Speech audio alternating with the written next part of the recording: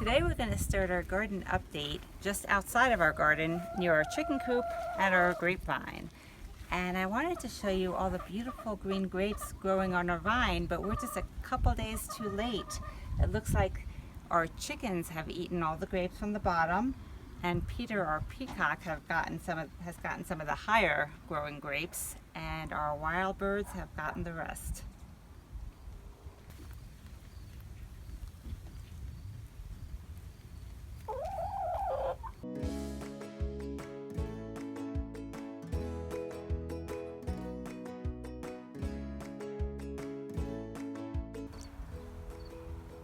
So these are all from our original planting of Swiss chard back in the spring, and the chard was doing just wonderful early in the season and took a little beating during those really hot temperatures, and now that we're starting to cool off, it's just making a comeback.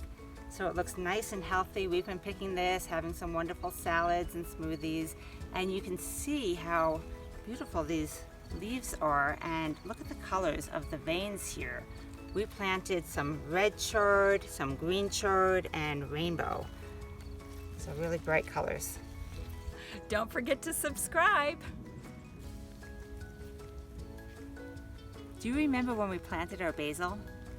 We sprinkled some seeds in these pots along with our tomatoes, and we waited a couple weeks and we didn't see much action going on here. So I got a little impatient and put in some larger basil plants. And now that these tomatoes have grown and they're providing some shade for those seeds, they are really starting to grow. You can see a few little patches here of basil. That's all from the seeds. And if you were sitting here with me, you would be able to smell how wonderful that is.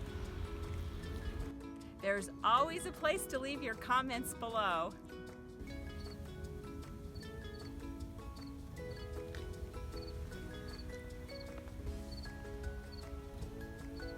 So this is what we were talking about when we mentioned that the cucumbers will climb this trellis, and then the actual cucumbers will hang through the holes here.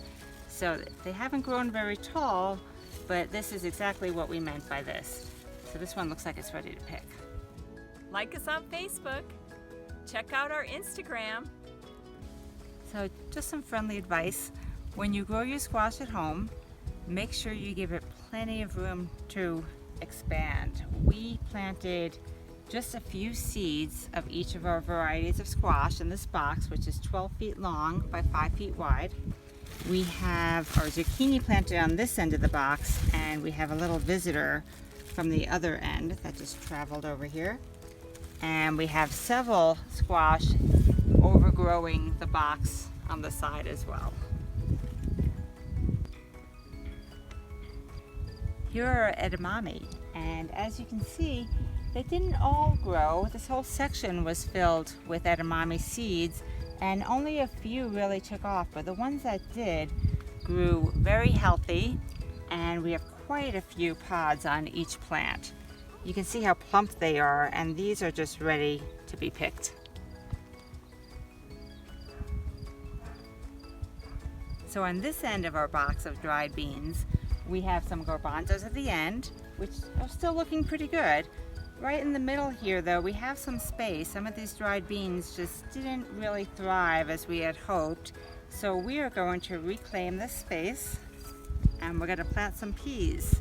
The peas do well in the cooler weather, and so now that we're at the end of the season, we're going to give them a shot. If you like these garden videos, give us a green thumbs up.